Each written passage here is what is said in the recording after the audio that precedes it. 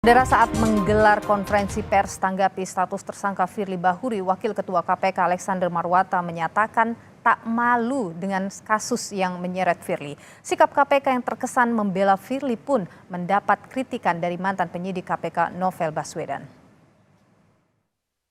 Pertama dalam sejarah Indonesia, sejak KPK berdiri 2023, pimpinan KPK menjadi tersangka korupsi. Yang ingin saya tanyakan, apakah ada permohonan maaf dari KPK kepada masyarakat atau rasa malu kepada masyarakat? Sekali lagi, itu yang ingin saya tanyakan. Ya, kita juga harus berpegang pada prinsip praduga tidak bersalah. Itu dulu yang kita pegang, gitu kan? Apakah kami malu? Saya pribadi tidak. Ya, karena apa? Ini belum terbukti, Ya, kasus Pak Tanak di Dewas dinyatakan tidak terbukti. Itu yang harus pegang. Masyarakat menilai, masyarakat dasarnya apa? Kan begitu. Tetapkan tersangka, oke. Tetapi sekali lagi, ini baru tahap awal. Nanti masih ada tahap penuntutan dan pembuktian di persidangan. Itu yang teman-teman harus kawal, monitor, ikuti bagaimana proses ini berjalan di Polda. Tidak berhenti di sini, tidak berhenti pada penetapan tersangka. Kita lihat, Polda sebelumnya juga melakukan penyidikan terhadap kebocoran dokumen. Pimpinan KPK seharusnya melarang kalau KPK digunakan sebagai alat untuk membela atau menutupi kejahatan atau berlindung dari kejahatan. Ini yang menjadi concern. Dan yang berikutnya adalah, bukankah dugaan tindak pidana korupsinya banyak? Saudara, Ketua Komisi Pemberantasan Korupsi yang seharusnya menjadi Panglima Pemberantasan Korupsi di negeri ini justru ditetapkan sebagai tersangka yang diduga memeras terduga pelaku korupsi. Kita bahas, saudara, lebih dalam terkait dengan hal ini bersama dengan mantan penyidik KPK Novel Baswedan yang sore hari ini sudah hadir di studio Kompas TV. Bung Novel, selamat petang, sehat selalu. Sehat, alhamdulillah. Ya. Terima kasih, Nilo. Dan juga ada Ian Iskandar, pengacara dari Ketua KPK Firly Bahuri yang terhubung melalui sambungan daring bersama kami. Bung Ian, selamat petang, sehat selalu. Selamat petang, Mbak. Ya, Bung Ian, saya ingin ke Anda dulu soal sudah ada status yang dikeluarkan oleh Polda Metro Jaya terhadap klien Anda, Pak Firly. Bagaimana hari ini, Pak Firly? Apakah masih beraktivitas di KPK? Sama seperti biasanya, beliau tetap beraktivitas seperti hari-hari yang kemarin ya. Oke. Tentu penetapan ini juga mengagetkan kami ya. Terkesan sangat dipaksakan oleh pihak penyidik Polda, karena pada pemeriksaan tanggal 16 November kemarin, materi yang ditanyakan oleh penyidik Polda kepada beliau itu belum bicara pada substansi yang dituduhkan. Masih sebatas pertanyaan-pertanyaan normatif mengenai riwayat pekerjaan, mengenai penugasan gitu. Ini juga mengagetkan kami ya, dan tentu saja kami sangat berkeberatan ya terhadap posisi beliau sekarang ini. Oke, ini kan sudah 2 kali ya diperiksa klien Anda. Anda masih merasa ini mengagetkan? Iya, karena kan begini, pada saat diperiksa sebagai saksi, setahu kami pertanyaan yang diajukan oleh penyidik Polda Metro itu tidak terkait dengan apa yang dituduhkan kepada beliau. Ya. Tidak ada pertanyaan terkait dengan materi, pemerasan, gratifikasi, penerimaan hadiah, atau apapun lah ya. Masih sebatas pertanyaan-pertanyaan yang sifatnya normatif. Tiba-tiba semalam kami dikagetkan dengan penetapan beliau sebagai tersangka gitu. Ada apa? Pak Ian, ada 90-an lebih tersangka saksi yang sudah diperiksa. Tadi malam juga sudah disebutkan ada sejumlah alat bukti yang sudah dikantongi oleh Polda Metro Jaya. Itu juga menjadi concern kami ya, keberatan kami ya. Alat bukti yang diperlihatkan kepada kami tidak ada satupun sebenarnya. Seperti alat bukti katanya ada 2 mobil yang disita. Ada uang gitu. Uang siapa? Penukaran uang. Itu pertanyaan kami. Uang yang nilainya cukup fantastik, 7,4 miliar gitu. Ya. Itu uang siapa dan dari mana asalnya? Oke. Itu jadi pertanyaan kami ya selaku PH-nya Pak Firly. Baik, Pak Firly, ada hal yang disampaikan ke Anda, sudah bertemu dengan Anda? Ya kita semalam pun sempat berkomunikasi pagi tadi juga sempat berkomunikasi kan. Mm-mm. Ya tentu A- a- saja kita akan melakukan upaya hukum ya, melakukan semacam perlawanan lah Oke, terhadap penetapan beliau sebagai tersangka ini. pra peradilan. Bisa saja upaya itu yang akan kita tempuh ya. Oke, tapi Pak Firly ada di Jakarta hari ini. Ya tentu beliau tetap di Jakarta, tetap dia Oke. bekerja seperti biasa, melakukan Baik. tugas-tugas rutin beliau ya. Oke, jadi ini ada Pak Yan, saya tahan Anda di sana, saya ke Bung Novel dulu. Ada perlawanan ini yang dilakukan oleh pihak Firly Bahuri. Ada sejumlah hal yang dicurigai karena ini terkesan dipaksakan, kemudian tidak jelas soal alat bukti dan sebagainya. Anda sendiri menilai bagaimana penetapan tersangka yang dilakukan oleh Polda Metro Jaya? Ya, jadi begini, kita melihat dari dua konteks. Konteks yang pertama dari konteks pribadi. Tentunya penasihat hukum konteksnya membela dia sebagai pribadi. Kalau saya dalam konteks adalah mantan pegawai KPK, aktivis anti korupsi, dan orang yang concern terkait dengan upaya pemberantasan korupsi. Ketika melihat hal itu, tentunya saya tentunya sangat khawatir kalau kemudian orang yang diduga berbuat kejahatan tidak pidana korupsi ada di KPK dan kemudian terus melakukan tugas-tugas yang itu bisa berdampak, artinya bisa mengganggu kepercayaan publik kepada KPK, bisa kemudian menggunakan kewenangannya untuk berbuat kejahatan lagi atau apapun itu. Jadi apa yang dilakukan oleh Polri hari ini, kemarin ya, itu saya kira tepat sekali. Bahkan kalau menurut saya seharusnya bisa dari sebelumnya. Tapi apapun itu tentunya saya pribadi apresiasi yang luar biasa kepada Polri yang berani mengambil sikap yang objektif dan jujur. Tapi saya yakin ya, namanya kejahatan tidak pidana korupsi yang berupa pemerasan, kalau itu benar dilakukan oleh Firly Bahuri, tentunya kita harus melihat bahwa kejahatan pemerasan itu levelnya yang paling tinggi. Oke. Kalau orang sudah berani berbuat kejahatan pemerasan, saya yakin sudah sering berbuat yang lain. Anda menduga? Saya yakin, saya menduga seperti itu. Oke. Dugaan saya pada level keyakinan, karena saya punya banyak pengalaman menangani perkara tidak pidana korupsi. Dengan begitu tentunya penyidik harus berupaya untuk melakukan pembuktian apabila ada perbuatan lain-lain. Dan juga begini, kalau namanya perbuatan itu diduga sering, tentunya orang berbuat korupsi kan bukan iseng, tapi ingin mendapatkan harta kekayaan. Tentunya harus dilihat juga, dicermati juga harta kekayaan yang diduga kemudian disembunyikan atau disamarkan, itu bisa menjadi kejahatan baru. Dan saya kira itu harus diproses untuk dibuktikan juga. Tapi begini, statusnya di KPK ini masih tadi Pak Alexander Marwata ini menyebutkan bahwa ia masih jadi pimpinan KPK atau belum terbukti juga begitu. Anda sendiri melihat bagaimana nih seseorang yang sudah ditetapkan sebagai tersangka tapi masih memimpin institusi seperti KPK ini? Ya, itu memprihatinkan sekali ya. Apalagi Alexander Marwata ini kan sudah sering sekali menunjukkan sikapnya secara pribadi berpihak sekali kepada Firly Bahuri. Jadi kalau saya sih tidak pernah memperhitungkan apa yang dikatakan oleh Alexander Marwata. Saya justru malah prihatin, kenapa? Karena level pimpinan seharusnya tahu apabila ada indikasi adanya perbuatan yang menyimpang, perbuatan koruptif, apalagi perbuatan itu diduga tidak pidana korupsi.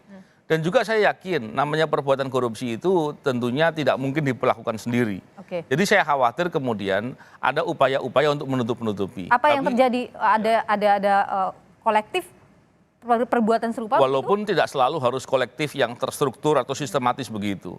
Tapi tentunya untuk mengakses informasi, kan namanya berbuat korupsi berupa pemerasan atau suap, itu kan pasti berkaitan dengan informasi, berkaitan dengan kewenangan, penggunaan kewenangan yang kemudian disimpangkan, hal-hal begitu yang dilakukan. Dan itu nggak mungkin sendiri. Jadi saya khawatir sikap-sikap pembela ini kemudian menjadi ada konflik of interest yang dilakukan bersangkutan. Yang kedua begini, kita lihat contoh kasus pimpinan yang lain yang sebelumnya, yang itu perkara-perkara atas kriminalisasi.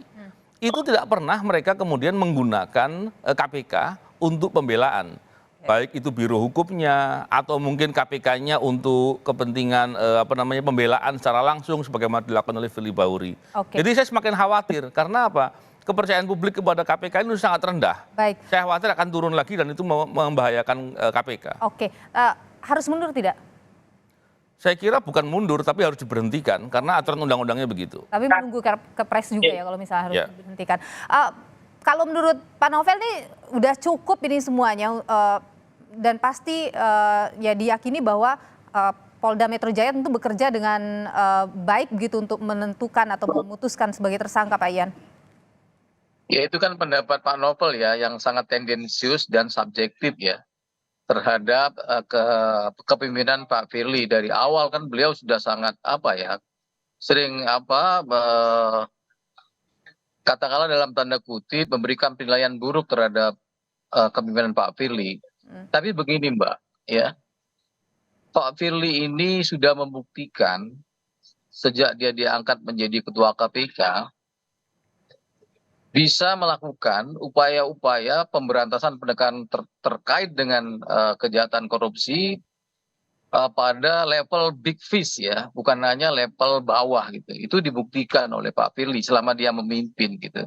Jadi boleh saja Pak Novel berpendapat seperti itu. Oke. Jadi menurut hemat kami ya itu sangat subjektif Oke. dan tendensius. Tapi Gitu. Pak Ian, sudah ada panggilan berikutnya dari Polda Metro Jaya? Kita masih menunggu lah proses ini ya. Ada, Proses ini kita masih menunggu. Oke. Belum ada sama sekali. Belum ada ya. Kemudian Ya. kalau di KPK bagaimana? Apakah Anda sudah bertemu dengan Pak Firly? Adakah bahasan terkait dengan posisinya sebagai pimpinan KPK? Ya kita masih mempertimbangkan langkah-langkah yang terbaik lah untuk melakukan perlawanan terhadap penetapan beliau sebagai tersangka gitu. Oke, tidak ada rencana aja, misalnya untuk mundur sebagai pimpinan Oh KPK? nggak ada. Tidak ada Kan rencana. sudah ada aturan SOP-nya kan yang terkait dengan ketika pimpinan KPK tersangkut persoalan hukum. Gitu. Oke, baik, kita Itu tahan aja. dulu. Kita tahan dulu di sana. Kami akan lanjutkan perbincangan ini usai jeda berikut ini. Tetaplah bersama kami. Saudara, Dewan Pengawas KPK akan mempercepat sidang pelanggaran kode etik terhadap Ketua KPK Firly Bahuri menyusul penetapan Ketua KPK Firly Bahuri sebagai tersangka oleh Polda Metro Jaya. Anggota Dewas KPK Syamsuddin Haris bilang proses etik terhadap Firly Bahuri tetap berlanjut dan penetapannya sebagai tersangka akan jadi pertimbangan dalam sidang etik di Dewas. Tentu tetap lanjut. Nah, di sana kan pidana, di kita etik. Apakah akan dipercepat atau seperti apa Pak nantinya? Bisa jadi kita percepat deh, sebab penetapan sebagai tersangka itu menjadi bahan juga rujukan bagi Dewas untuk dugaan pelanggaran etik. Kita lanjutkan kembali perbincangan kita saudara bersama dengan Novel Baswedan, mantan penyidik KPK, dan juga ada Ian Iskandar, pengacara Firly Bahuri. Saya ingin ke Bung Novel dulu. Jadi Bung Novel, kalau misalnya ini kan sudah ditetapkan tersangka tapi belum ada pemanggilan ini prosedurnya akan seperti apa? Ya, tentunya proses ini kan proses penyidikan. Pada saat penyidik memerlukan keterangan tentunya akan melakukan pemanggilan. Tapi yang menarik begini, saya ingin mempertegas beberapa hal yang disampaikan oleh penasihat hukum tadi juga. Bahwa seolah-olah ada orang-orang yang memojokkan Firly Bahuri. Saya ingin sampaikan bahwa baru kali ini ada pimpinan KPK yang menjadi tersangka perkara tindak pidana korupsi dan kemudian mengklaim dirinya diserang balik koruptor, tapi tidak ada satupun pegawai KPK yang membela dia, menunjukkan sikap membela. Dan tidak ada juga kemudian aktivis anti korupsi yang membela. Ini klaimnya sepihak, baru kali ini. Ini menarik kan. Yang kedua adalah kita bisa lihat hari ini kawan-kawan IM57 melakukan aksi di depan gedung KPK dan kemudian disambut oleh pegawai KPK. Ini menarik sekali karena penetapan tersangka Firly Bahuri ternyata disambut riang gembira oleh banyak pegawai KPK.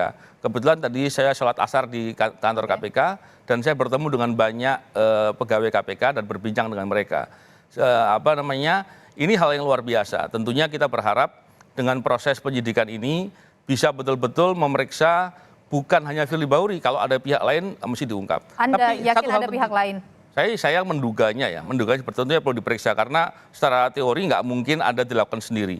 Yang menarik begini, ini satu hal yang menurut saya belum pernah disampaikan oleh Firly Bahuri maupun penasihat hukumnya. Kenapa nggak kemudian justru malah bersikap kooperatif, terus kemudian membuka kalau ada pihak-pihak yang terlibat. Semoga dengan begitu hukumannya bisa lebih ringan gitu kan. Dan juga bisa sedikitlah mengobati bahwa ternyata Firly Bahuri ini punya komitmen loh walaupun setelah menjadi tersangka kan begitu. Ini menarik kan kalau itu dibuka tentunya kita berharap di KPK-nya juga bisa dibersihkan. Karena kalau KPK ternyata justru ada orang-orang yang masih berbuat korupsi, ini sulit sekali meletakkan Tapi kan harapan pemberantasan korupsi di perbuatan KPK. ini belum diakui oleh pihak Firly Bahuri ya. Ini Ya. itu statement yang sementara kita tadi terima. secara nggak langsung penasihat hukum mengakui karena meminta pemberinya juga diperiksa. Gitu. Oke, Bung Ian, jadi ini Anda tadi menyebutkan soal perlawanan, apa langkah lanjutannya itu? Perlawanan seperti apa? Sudah disiapkan dari sekarang kah? Saya juga ingin mengklarifikasi ya terhadap insinuasi dari saudara Novel Baswedan sejak dari awal seolah-olah tidak ada yang baik terhadap Pak Firly ya. Semuanya jelek ya, semuanya buruk. Ya, itu klaim dia sendiri kan. Oke, apa hal baiknya Seolah-olah mungkin tidak bisa ada yang diklarifikasi di sini? Yang Iya, ingin Anda pertama, sampaikan. sepanjang kepemimpinan beliau banyak kasus-kasus besar yang diungkap oleh beliau. Gitu. Oke. Bukan Dan oleh tanpa pandang beliau, bulu. pegawai KPK yang melakukan itu, bukan pimpinan. Enggak, jadi begini Pak, tetap itu kan konteksnya siapa yang memimpin. Ya, masa Pak Firly tidak ada baiknya di pandangan saudara gitu ya. Selama beliau memimpin, masa beliau dianggap momok yang sangat menakutkan? Itu Enggak salah menakutkan sih besar. enggak, tapi saya nggak pernah menemukan. Kan saudara Novel juga kan pernah kan menuduh beliau ada affair sama salah satu seorang selebriti, ternyata itu kan tidak betul dan itu fitnah Oh kepada tidak, saya beliau. nggak pernah menuduh, saya cuma melek aja. Dan itu kan diklarifikasi oleh saudara sendiri kan terhadap Pak Firly gitu waktu itu. Oke. Bukan Iya, salah juga terkait itu. dengan tuduhan-tuduhan selain ini ya kepada beliau kan itu sempat diklarifikasi juga dari orang yang akhirnya mengaku bahwa tidak pernah kenal dengan Pak Firly gitu. Baik. Seperti itu Mbak gambarannya. Ya, saya kira kita cukup harus inilah ya, harus adil dan jujur juga ya, bahwa selama kepemimpinan Pak Firly ini banyak gebrakan besar, banyak pemberantasan korupsi Oke. yang pelakunya itu ya, termasuk salah satunya adalah mantan SCL ini gitu. Itu harus diakui gitu.